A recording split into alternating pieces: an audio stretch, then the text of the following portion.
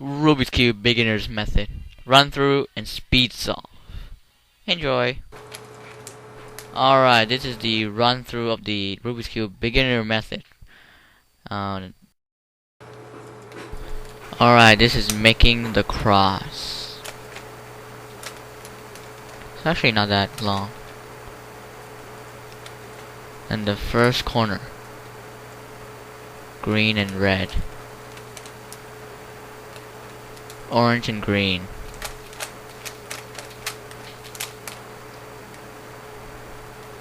orange and blue, and the fourth one is skipped. The first edge is orange and blue. What? There's no edge in the top layer. So we're just replacing random edge to bring the green and red up and solving it. Now the green and orange edge. We have the blue and red edge. Edge orientation. Corner orientation. Corner permutation. Edge permutation. Triangle. Ta-da! The cube is solved. And now, see for yourself what you can do when you have practiced the method for a while. Enjoy!